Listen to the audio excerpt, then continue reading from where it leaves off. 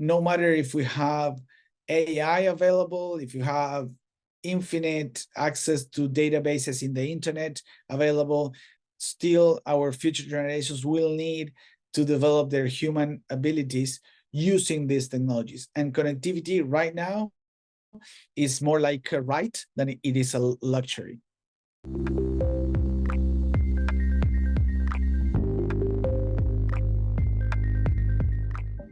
Welcome to the Digital Education Dialogues podcast, brought to you by the Digital School, where we unpack the evolving world of education and technology.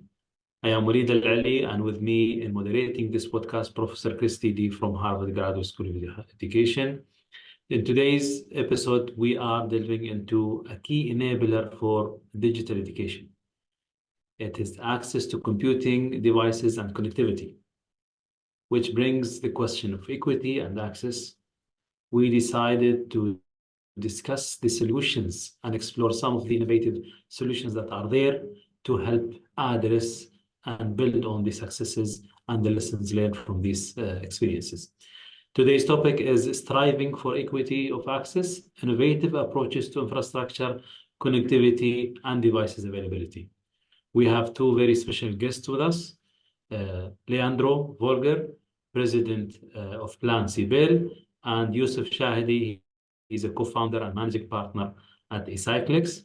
And maybe if I give 3 minutes to 4 minutes, each one of you can give an introduction about himself.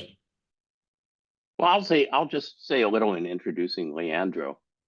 So I was very fortunate to have Leandro as a master's student pre-pandemic, and he was preparing to go back to Uruguay and essentially run educational technology for the entire country. And so we talked about a lot of things, scale and access and so on. And he went back, and then the pandemic shut everything down. And instead of running ed tech for the whole country, he was running education for the whole country, because there wasn't any other kind of education other than through ed tech. So we've had him on a different podcast, Silver Lining for Learning, a couple times. I find his work really exciting. And Leandro, if you can give us sort of a history of both you and Project Ceibal, that would be great. Thank you, Chris, and thank you, Waleed, for the introduction. It's a pleasure to be here also with Youssef, learning from this never-ending topic, which is digital transformation, equitable digital transformation for education. So I was fortunate to have Chris as a professor with his impressive experience in the area of technology and education, even when it was really, really early in the game. Don't forget that the Ceibal, the organization that I run, which is nowadays the Center for Innovation and Technology of the Uruguayan state, was created in 2007 as the first implementation of the One Laptop Per Child program.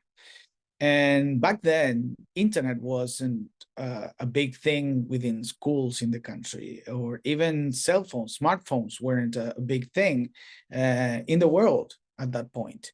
But Uruguay noticed very early on that there was a digital divide that could be a problem for the good things of our country. Uruguay is a country with not many inhabitants. I mean, we are 3.5 million inhabitants, 12 million cows. We have more cows than people. We're a farming country, but with a lot of emphasis in progressive social policies and access and well-being. And we are the 14th strongest democracy in the world.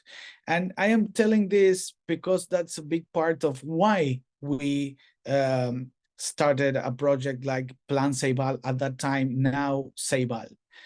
We noticed that if the digital divide grew, some students were some of our future generations were going to be able to enjoy citizenship up to a certain point and others to another point.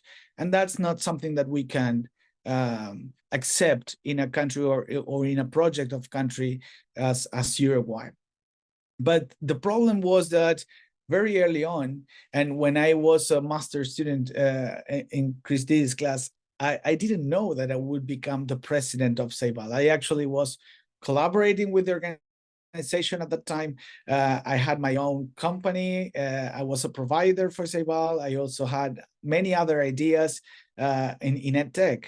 But a year after I came back to Uruguay and after finishing my master's, one of my professors became the Minister of Education, and he came and said, if I would take charge of Ceibal, and it was a big honor for me. But the problem was that 13 days after I started my official position, there was a school closure, which was huge because of the pandemic, and we had to run an infrastructure in a way that we hadn't ever before. Ceibal started in 2007 and evolved in layers and layers and layers of complexity, because at the very beginning, it was just providing access to devices and internet to every single kid and every single school. And we did it pretty fast. Back in 2009, we had every single kid in primary school with a computer and every single school connected to the internet in 2010. But then the challenge proved harder. It's like I always say, it's like the Matryoshka dolls, you know, the Russian dolls that are one inside of the other and one inside of the other. So when we solved access to devices and to internet, then we saw that teacher training was important, because actually they had the computers and the internet, but they weren't using them pedagogically. So we started providing teacher training. But after that, we noticed that we needed content that was appropriate for those mediums. And we had to become a company that also produces content. But not only that, we started seeing that we needed platforms also. And so we developed a backbone software in which we integrate more than 8 EdTech platforms from different providers in math, in language, in Spanish language, in English, in computational thinking, in many specific areas. And that wasn't enough either. We needed also pedagogical innovation networks, and it wasn't enough. And we needed also a data and behavioral science unit to actually crunch all that information and try to design policies according to the information and the behaviors that we had within the students in these environments. And after all that, artificial general intelligence, or LLMs, arrived at the mainstream in education, and we have a new challenge again. So we were discussing even before starting this conversation how digital transformation for education in an equitable way, it's like a perpetual marathon. You're always trying to make the greatest effort to leverage all these technologies in favor of learning for every single kid in the country. Uruguay is fortunate enough to have Ceibal Center, which is in charge every single day, 365 days of the year, in making sure that the future is equitably accessible in every school community in the country. But for that, there is a job that has to be done in many areas, in providing computers, repairing computers, recovering the computers and recycling them, providing connectivity, monitoring connectivity, trying to optimize it for students to have an optimal user experience, and so on and so on. So that's pretty much Ceibal in a nutshell nowadays. But the big point is we got it wrong so many times, and we reinvented the organization so many times, and that's the whole let's say secret sauce of our accomplishments, iterating, innovating, and being the organization in charge of making sure that the digital transformation is equitable in every school community in the country. As I listen to you, I'm so reminded of the digital schools journey. which has been compressed in time, but had the advantage of looking at cases like Ceibal and being able to think systemically early on, as opposed to, the sort of and what's next, which characterized all of ed tech up to a certain point. Youssef, tell us your origin story and the piece of this infrastructure issue that you work with. So I'm Youssef Chehade, co-founder of Ecyclex, which is a company focused on recycling e-waste. The story all started with wanting to be in the environmental field, because before we started Ecyclex back in 2012, there was a lack of recycling infrastructure overall, or even a lack of interest in environmental matters back then.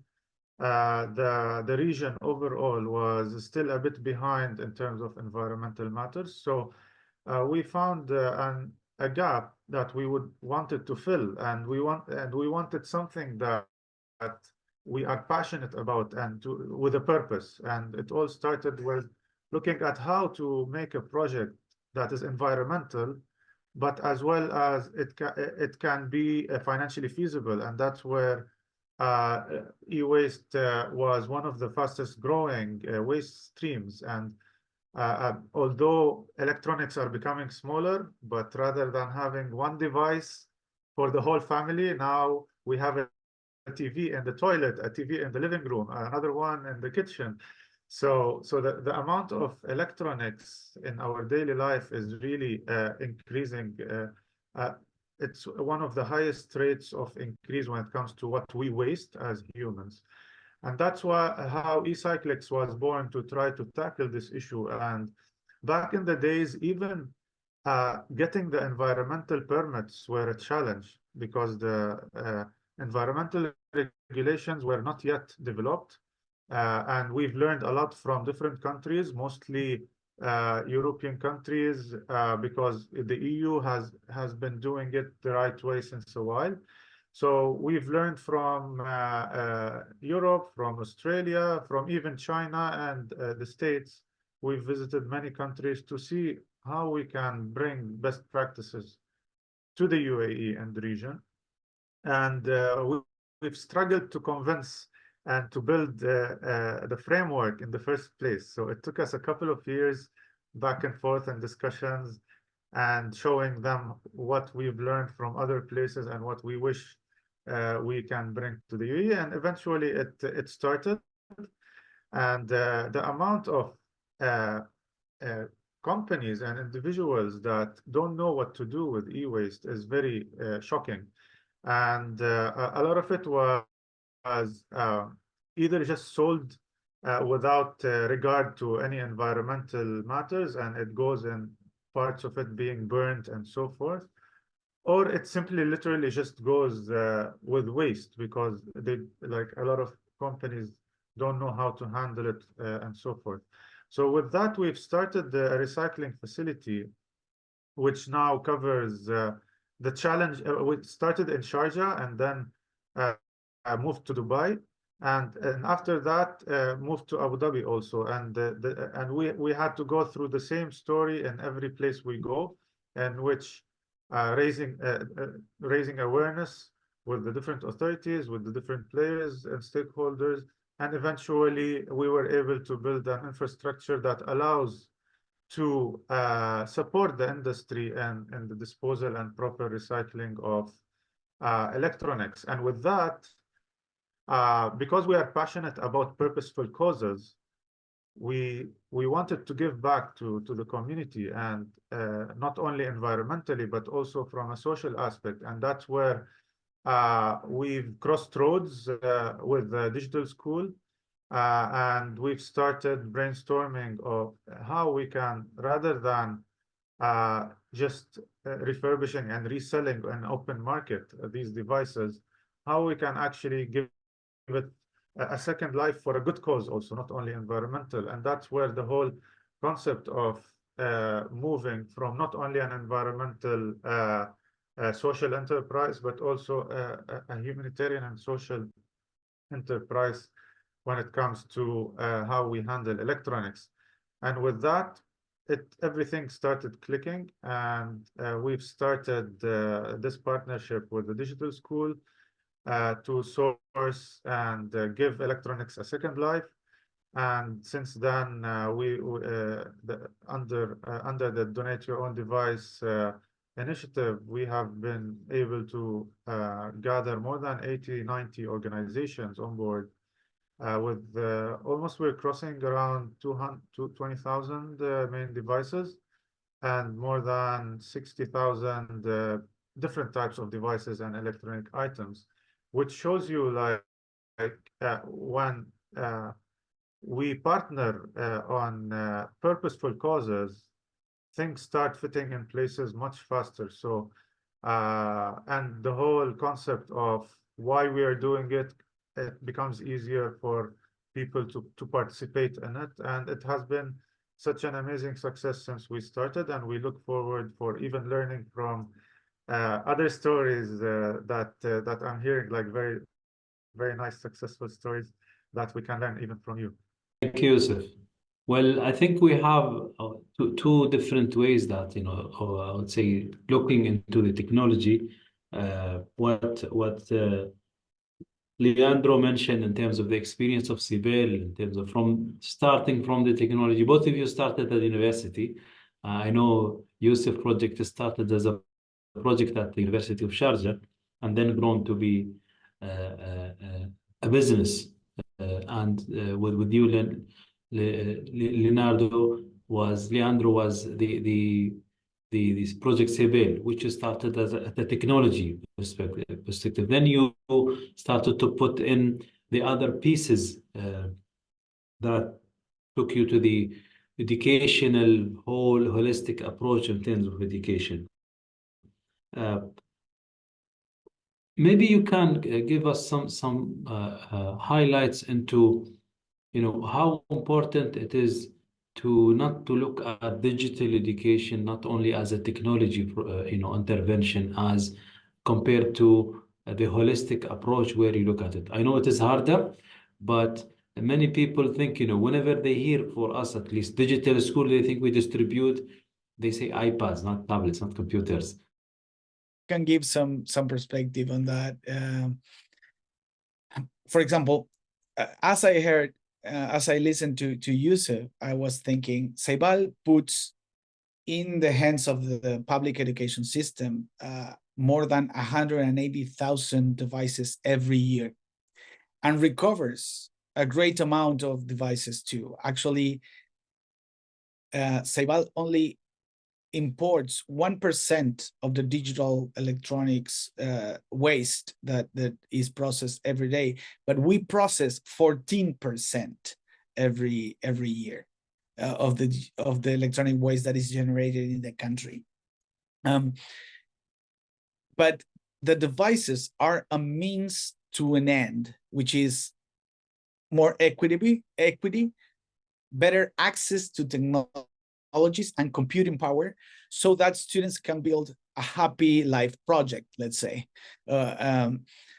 So just to give you an example, we took a decision that had to do with the repairing of the computers. We provide laptops to every single kid, but one of the things that we saw is that if a teacher walks into a classroom and from those devices, I don't know, a 20 students classroom, 7 of them are broken, or they forgot them at home, or they don't have a battery, the teacher will decide not to use the devices for teaching in that class and in the next one and for the whole week. So we had to generate a repairing network in all the country. Imagine that in Uruguay we have rural schools with 2 or 3 students in the middle of the countryside. We had to create that repairing network so that we could today say that in 85% of the cases that a computer gets broken, it goes back to the hands of the student in less than 3 days. So the infrastructure is not important, but it is a means to an end.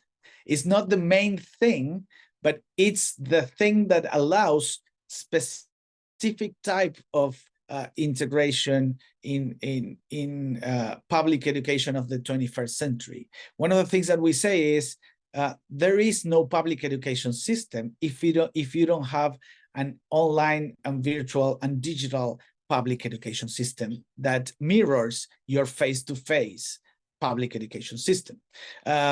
So the approach, the pedagogical approach, starts when you have a minimum infrastructure working, because then you can start seeing how teachers can leverage that infrastructure in favor of better learning, in favor of better projects, in favor of holistic approach to education. We are trying to make technology as invisible as possible, but if it is not ingrained in the daily activities of the teachers, they cannot take pedagogical decisions with technology. Another example is we have one of the biggest video conferencing networks in Latin America. We had a video conference set in every single school in the country, and we deployed that because we don't have enough teachers of certain disciplines. For example, we don't have enough teachers of English. So in the remote rural areas, we bring a teacher through this video conferencing system, and 60% of the lessons taught in English in Uruguay are taught by foreigners who pair with the classroom teacher and deliver the class together. And we conducted randomized controlled trials, and we saw that we're obtaining similar results than face-to-face lessons. So here is another example of technology is not the center, but without it, we wouldn't be able to universalize the learning of English in our country. The same thing we're doing with computational thinking, and so on and so on.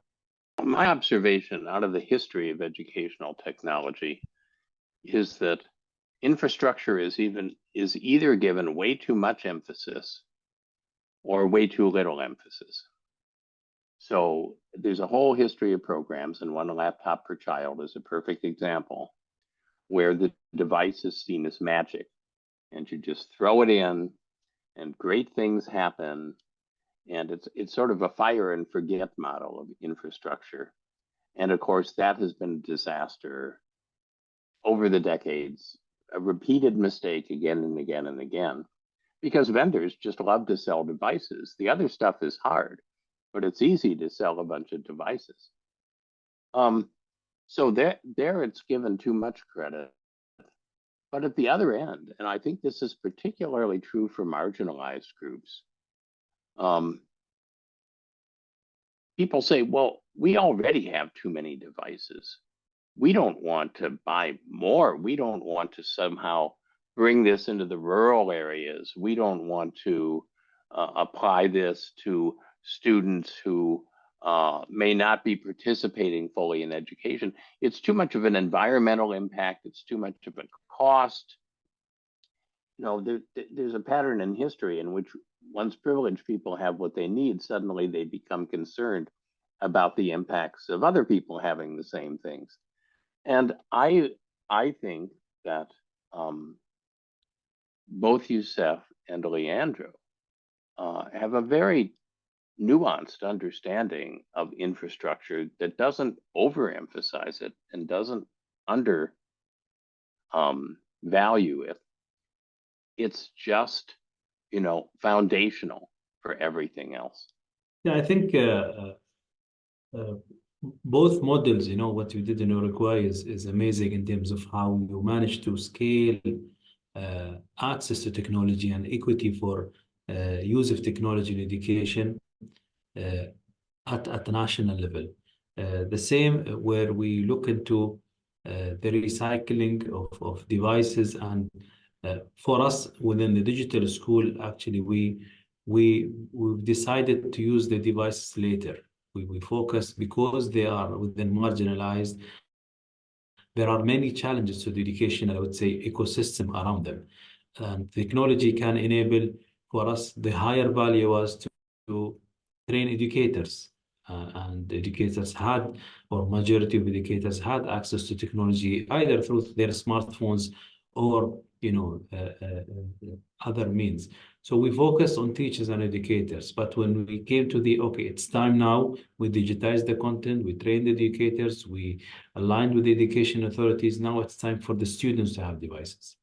And being, right now operating in almost 14 countries worldwide, it's difficult to provide and take the commitment to provide devices to every child. It's not feasible. And this is why we've tried to, okay, let's find innovative ways to address it. And this is where the partnership with the Ecyclex, Youssef and his team in recycling, because we don't want to end up being a recycling company or an IT company. And this is one of the big questions, when we started digital school, we said, shall we build our technology system? And the decision from the board was, no, we don't want to turn to an IT company or be very, very busy with the technology than building the educational model around what is digital school, what is digital education for marginalized. The same applies with technology. So maybe my question to you, Leandro, imagine if you are to do it again, where will you start? Waleed, that's a question I get a lot, and after the pandemic, Ceibal has become an organization that many countries seek, and I can tell you one way I wouldn't start again, and I wouldn't start again by a big deployment of infrastructure without an intention, a clear intention, what you are trying to accomplish with that deployment of infrastructure. And I think that the main point is you were talking about your approach through recycled devices in education. I think that is absolutely smart. One of the things that we have done and evolved into doing is the type of devices that we buy. Every time we select the devices that we are going to buy for the system, we have a test lab within the organization. We ask the samples, and for example, we have machines that throw the devices from certain height, scratch the screens, stress them electrically, pull from the plugs to see how strong they are, and see if they can play well in the ecosystem. And we buy the cheapest option that is optimal for our necessities. And normally we end up buying devices that are 6 times cheaper than the devices that they buy in other systems. Why is that? Because, as Chris was saying, vendors are interested in selling their latest technology, the product that they have for market. But they are not, but education not always needs that type of computing power or that type of device. Normally you need much less, but for buying those type of devices, you have to understand the type of computing power and infrastructure that you need. So to the question on how will you do it again, we always say digital transformation for education looks like a Lego tower. The Lego tower from the UAE looks one way. The Lego tower of Massachusetts looks another way. And the Lego tower in Uruguay looks a different way. They must look differently, but the building blocks are shareable. The building blocks are similar. So the point is, there is no digital transformation for education without taking into consideration access to the internet and availability to the information. There is no digital transformation in education without considering access to computing power. Because when you are giving a device, you're not giving just a computer, an object. You are giving access to computing power. And you have to be really intentional on what are the uses that you want to give to that computing power. So to the main question, I will start with map the clear vision of where you want to be, understand that the digital transformation for education has a concept of equity, that if you let the market take care of it, it will be really inequitable. Imagine that in Uruguay, after we started deploying the devices, from 2007 to 2011, the access to a computer in a household grew from 30% to 98%. So that's a total game changer. The Ceibal computer was in most homes the only computer available back in 2011. But the goal was to bridge the digital divide in terms of access to devices first, then to access of internet, and that was the intention. So map what part of the challenge are you going to address first, then how you are going to continue, and be ready for the perpetual marathon. It doesn't matter if you start by professional development for teachers, or if you start by access to devices or access to connectivity. You will have to do it all. If you want a digital transformation, equitable digital transformation for education in general, in any ecosystem, it doesn't matter if it is a whole country or a network of private schools or public schools. The same concept applies. We are not only about the devices and the recycling and the repairing and the pedagogy. We're about the 500 people that wake up every morning to make sure that the connectivity in every school is up to a certain quality, the devices of every kid function to a certain degree, and the platforms that we offer are up to date in certain ways. So I would start from gathering 12 people, specialists in all the 7 verticals that are, in my opinion, critical for digital transformation, and work from there in all the verticals, finding priorities depending on your context. And just building on that, I think that starting with educators and their knowledge of learning, rather than starting with technologists and their often very imperfect models of teaching, is really important. I have seen many, many generations of the classroom of the future. You go to a conference, a vendor will have a video, or a vendor will have a little show that they put on. With the classroom of the future, it always has enormous screens. It always has a teacher bunker up at the front where the teacher has this massive amount of computing power. The kids are passive. They're watching dinosaurs on the big screens or volcanoes on the big screens. That's supposedly their motivation. And in fact, if we look at what really is effective from a learning perspective,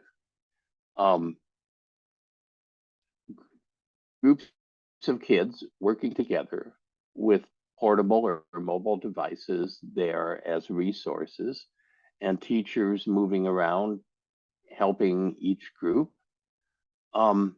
That's the classroom of the future in terms of what we understand about learning. And ironically, and this is the point you made, Leandro, that classroom is much, much cheaper than what the vendor wants to sell you with the giant screens and the teacher bunker and everything else that goes with that vision.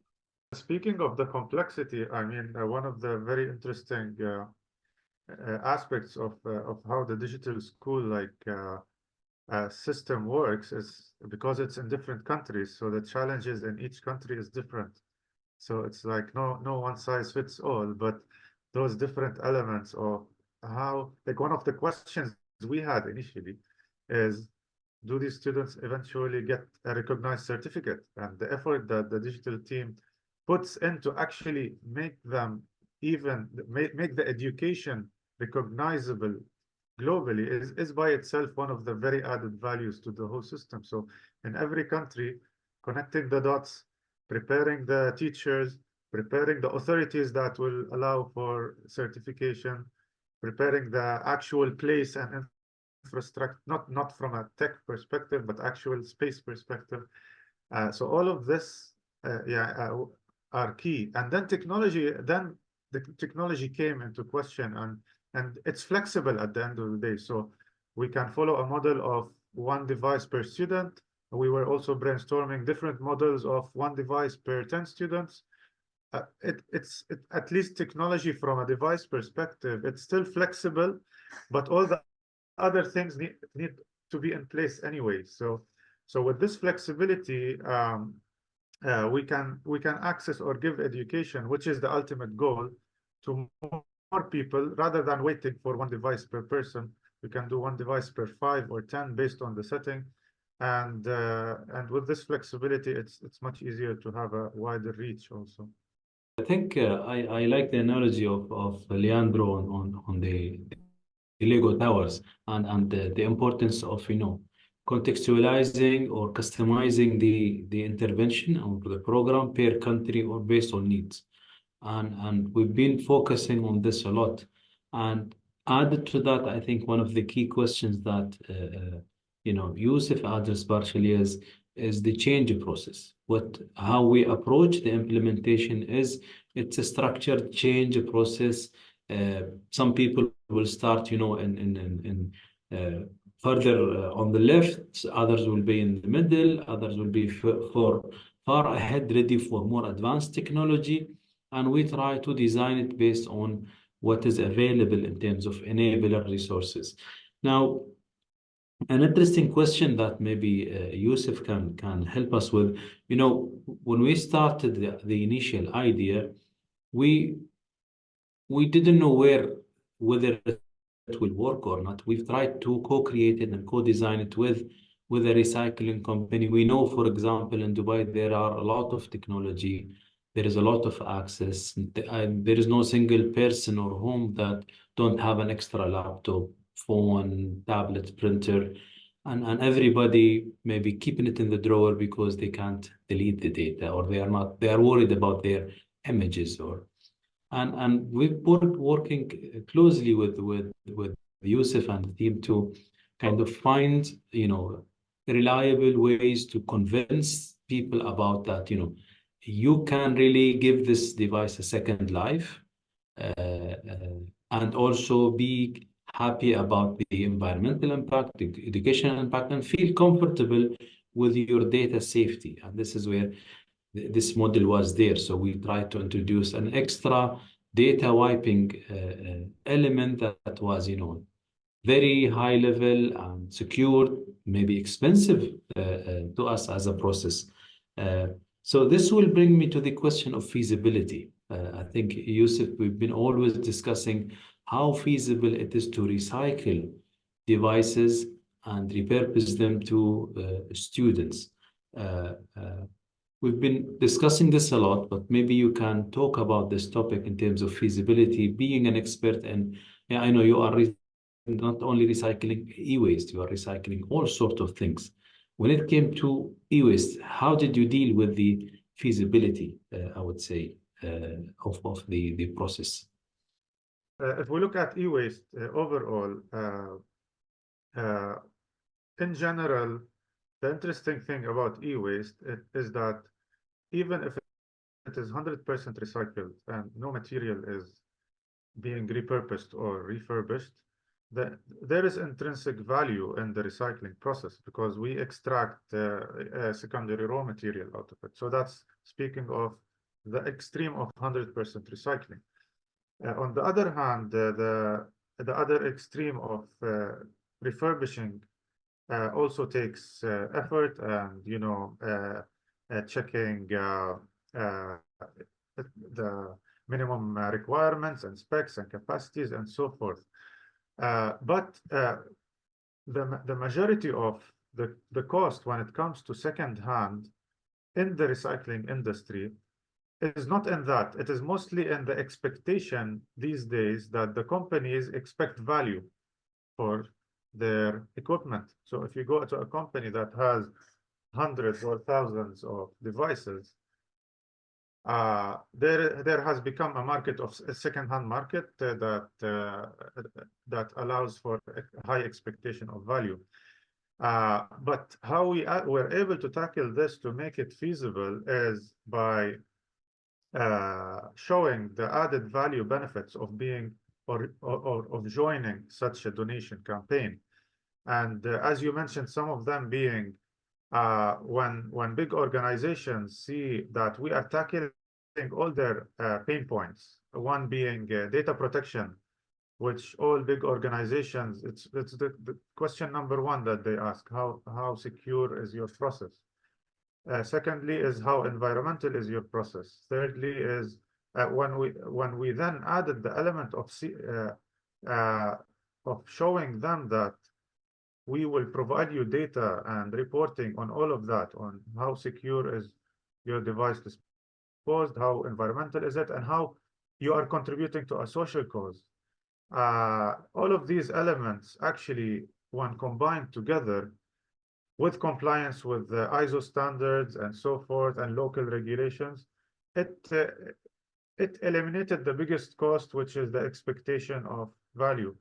And because at the end of the day, large organizations or even people as an individual, but more likely like large organizations, for them, electronics is not their core business. They don't mind what happens with it, but they just want a proper means to dispose it. So once we provided them this holistic approach and they see results of how their device coming to us gets refurbished and goes down with the digital school to a person in need, all of this combined allowed us to make things more feasible in a sense that there's no expectation on providing value for second-hand devices. That's the first part. The second part is even the internal costs of refurbishing and data destruction and protection and so forth, which still has to be done, because at the end of the day, the device needs to go somewhere. We're not making any revenue out of the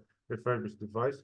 So we were able to subsidize these costs by recycling the non-working devices, because part of the campaign is accepting all electronics, whether it's working or not, and accepting all types. So by recycling the non-refurbishable devices, we were able to subsidize these costs, and also by repurposing the devices that the students will not specifically need.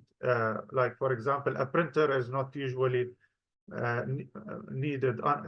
Not many printers you need in such a school. So leveraging the value of devices that the students will not really use to subsidize other devices was also a way to make the whole project feasible.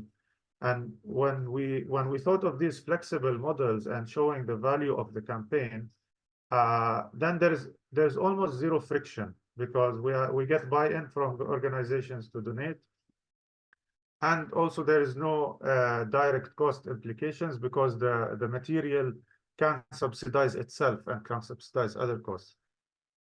Also, tapping into the second part, which is as Dr. Waleed mentioned, people leaving things at the drawer. And the drawer, which is actually the more challenging part to collect from individual homes, because from a company you can get a donation of 100,000 devices at once, which is very easy logistically. But from home, which is also a very untapped pool of devices, millions of people have several devices at home, not knowing what to do. We always talk about this drawer that you open and has all the mixed cables and all the non-smart devices still there. Every single home has it. There's no home that doesn't have this drawer that they don't know what to do. And so with that, we've leveraged the Reloop, which is our technology, which is a mobile app that we've developed to make recycling from homes seamless.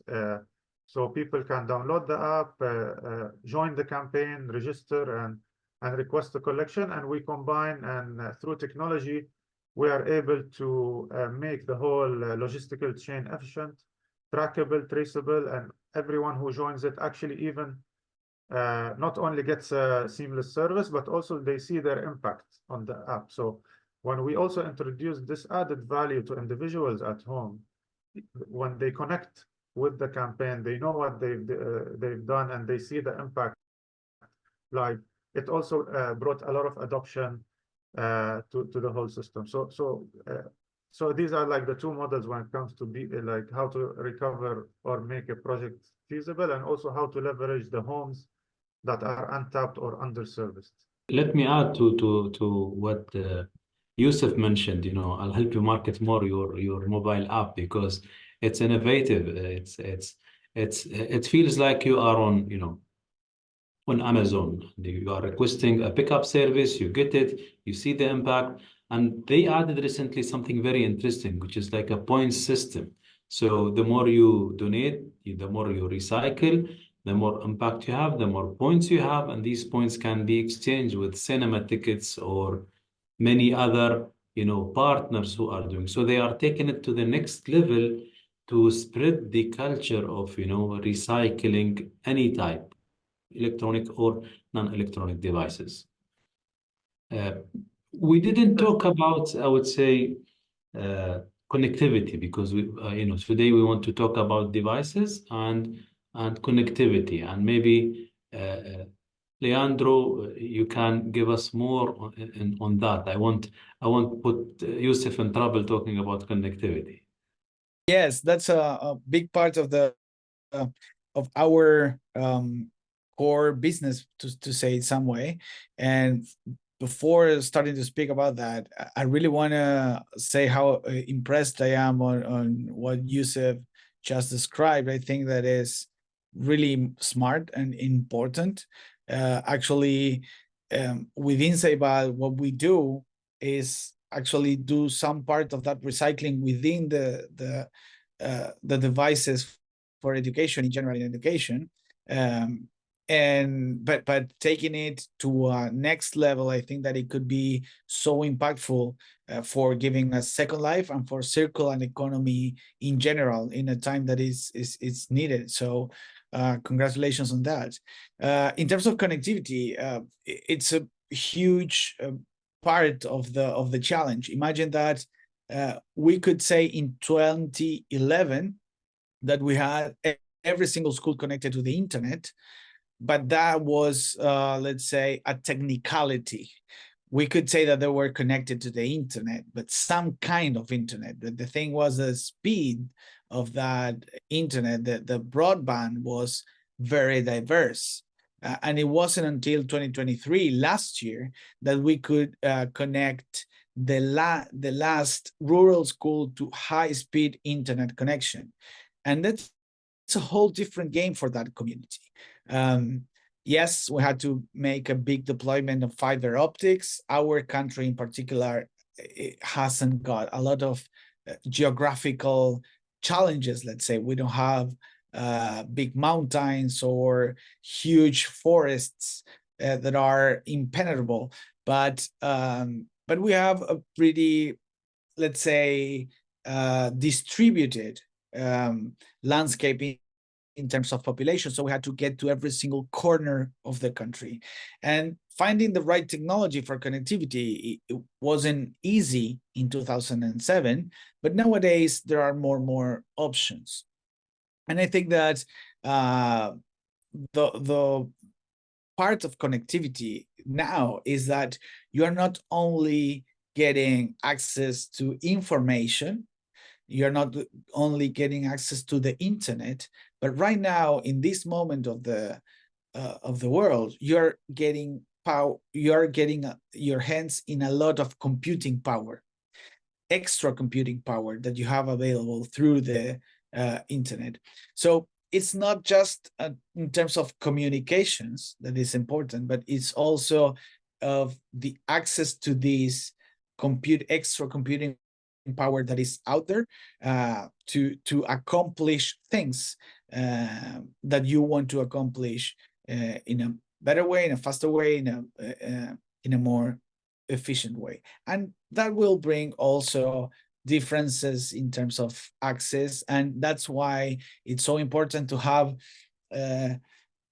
I am quite an advocate of having a Ceibal-like organization in every single country or state, depending on the scale of the country, because that organization can optimize the type of connectivity that you are getting and making sure that that connectivity is appropriate for the type of user experience that you want to offer to the students.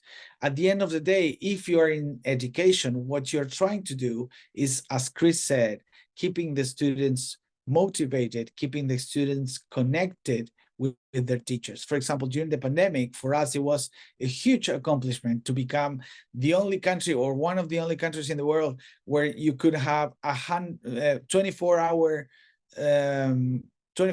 of video conferencing with your teacher without paying a dime, no matter if you were in school or if you were at home. And that was possible in Uruguay. So making the arrangements with the telco companies, making the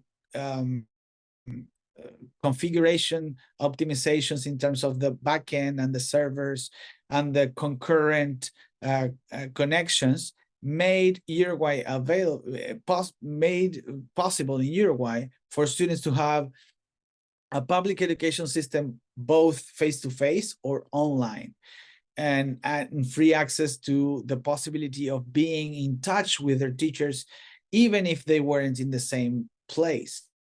So again, here, the technology is extra important, but for a very human reason. It was for being able to be connected to these very important adults in their lives who are teachers. And we need to remember that education is not something that you fix. It's not an engineering problem. Education looks more like a very complex problem, more like peace, more like communications. It's not something that you fix. It's something that you nurture, that you fight for, that you improve, that you develop. And the biggest point in terms of education keeps being the same. How you tell your next generations how your community is formed, what their values are, how we approach conflict, how we approach learning, how we approach discovery, and how to keep students motivated in developing their higher executive functions is going to be an issue for education, no matter if we have AI available, if you have infinite access to databases in the internet available, still our future generations will need to develop their human abilities using these technologies. And connectivity right now is more like a right than it is a luxury. Just building on that a little. One of the things that often happens to marginalized groups, particularly rural groups, is people say, well, it's just too expensive. The costs are too high. You know, in the city, we can do this for pennies per student, and in the rural countryside, it's like dollars per student, and it's too much. But what economics teaches us is that infrastructure, especially digital infrastructure, isn't a cost, it's an investment. And in fact, the ratio of investing in digital infrastructure, even in rural areas, to economic growth is favorable. I mean, you put $1 in, you take $1.60 out. So getting people beyond thinking about this as cost and thinking about it instead as investment, not only in education, but in economic development, I think is crucial. And something important, Leandro, that you said, and I know Dr. Waleed, this is at the center of the digital school as well. There's an economic consequence to students growing up with a lot of digital skills. All students, all members of the country growing up with a lot of digital skills, as opposed to having digitally inept adults who then somehow have to find jobs and have to learn these skills late in life and so on. So the digital skills isn't overhead. The digital skills is something where it's the face-to-face classrooms with no digital. those are the students that end up being marginalized and disadvantaged in the long run. A good analogy, Chris, also that you made me think about is somehow connectivity is like the roads in the ancient world or the train during the Industrial Revolution. It's what allows the communications, the markets to be connected and the economic activity to happen between nodes. And I think that if you have the digital skills with the communications, the roads, the train, then there are these exchanges that generate value in the digital world. And even like looking at how people now work remotely and make money remotely, it just is it's a perfect investment, as you said, especially for people in rural areas, because a person who doesn't have the skills or a person who has the skills can literally connect tomorrow, make income from serving someone in a developed country across the globe. So the value outweighs definitely magnitudes of the costs, definitely. I think we are at an age where, for the past decades, we've been talking about, education as a right and public education as a right. And I think we are at the time where, public education as a right cannot be enabled without leveraging technology and leveraging access to technology. We always advocate for access to technology and access to digital education as a mean to make education more affordable and more accessible. And sometimes it gets difficult discussions to convince with this analogy, especially in areas where they struggle for maybe food and electricity, and you are trying to open to them, you know what, the shortest path to leverage and make education more affordable, more accessible is to go through digital education. And we've seen it, and I think we are all in agreement of this. And I think we have a responsibility to globally to advocate more for digital learning, to show good practice like what you have done in Ceibal, in Uruguay. Now you've made digital education as a public digital infrastructure, as a public common good.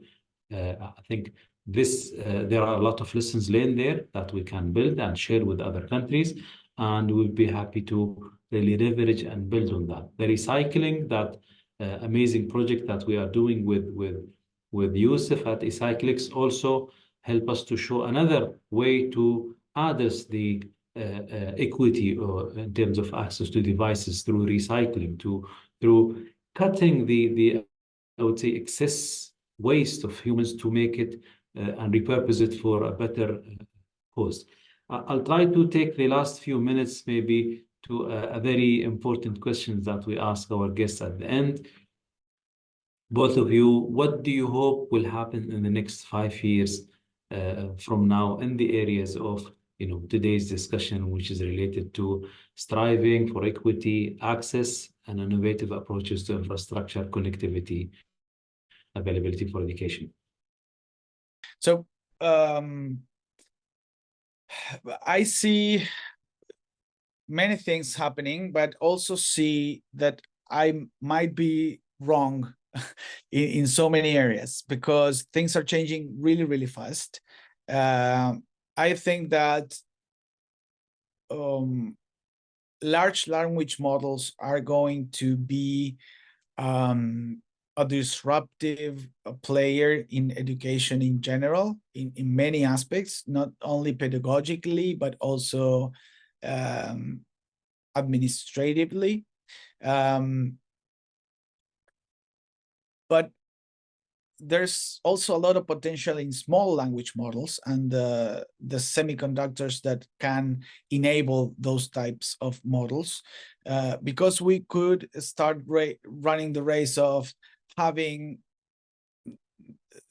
an AI for every public school that is fenced, that is appropriate for the cultural context, that is powerful enough to work on personalization, to work on appropriate feedback at the right time that is fit for certain kinds of inclusion. But we will also see a lot of hype around this technology and about how it can replace the teacher or replace schools and how outdated the systems in education are and stuff like that. And sometimes we forget that a big part of education has to do with making students in love with the world, in love with learning, in love with the future. And you can't fall in love with a machine. There's no way, no matter how AI evolves, there's no way that you can fall in love with those models. So we have to keep a clear view, a clear vision of the future that we can build with these new disruptive technologies, but also on the new gaps that they can generate and how they are going to increment if we don't build these types of infrastructure in a very intentional way. The same way that Youssef now is trying to solve a lot of problems generated by the uneven distribution of devices, computing power, and in the power of whom they are, we will have the same issues around this type of technology, for example. But the problem with AI is not only the technology per se, it's how it works. We're not users of this technology anymore. It's more a cognitive augmentation that can be better leveraged by expert people, expert learners, expert students. Those students who are in very early ages, these AI systems can become a cognitive crutch that they can never let go after if we don't protect the pedagogical contract in a good way. So I see a decisive moment for education, for pedagogy, and for collaboration. I think that teachers must be in the center of this discussion. And I also see that there are pretty big messages that we are receiving. We have great resignations of teachers in the world. We have scarcity of teachers everywhere. We have one of the biggest crises in attendance from students to school. And I think that that's a pretty clear message on how we have to address the conflicts generated around the education that we want to build. And again, the education is a human endeavor. It's a human problem. It's a problem that we created because we are humans. So the whole point is using those technologies to try to solve part of the problem.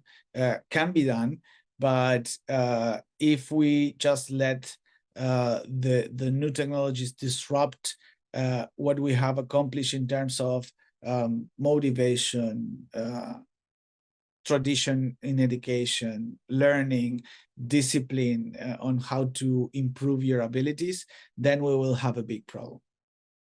So from my side, I would like to see two things.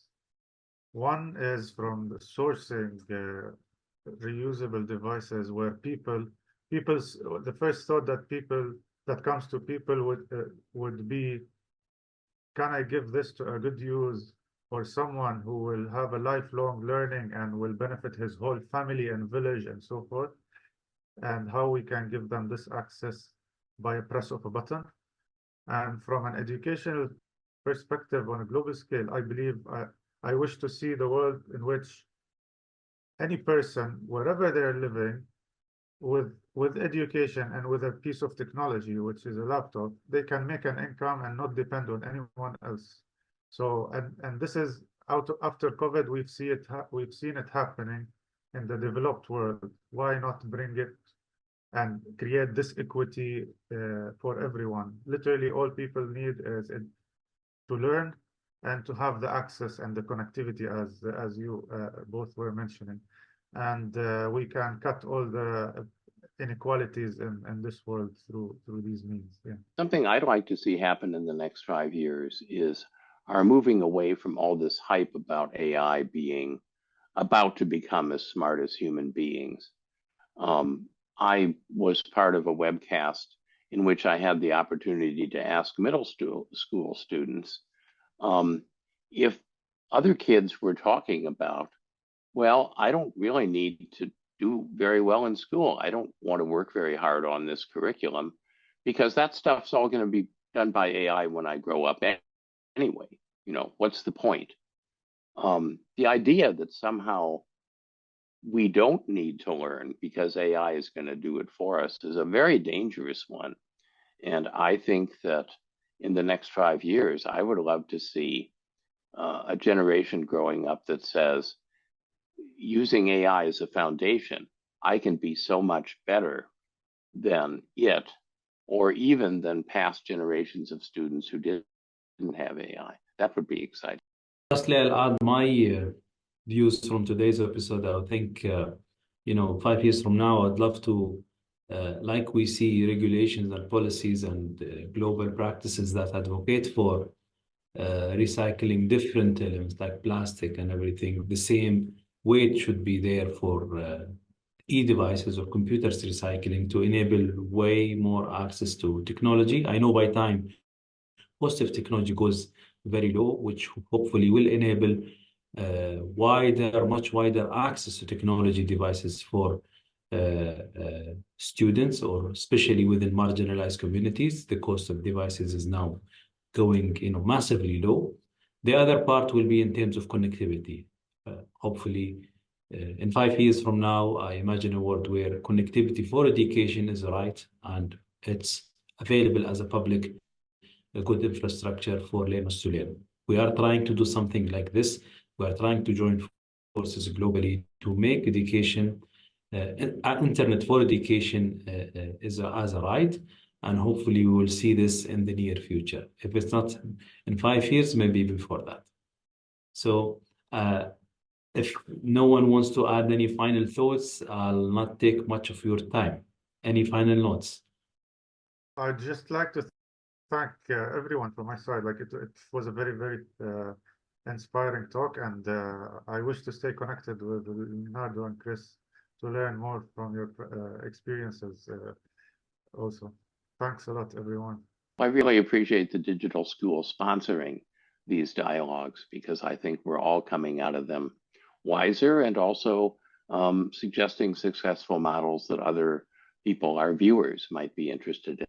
I would like to join those words. I would like to thank for the opportunity.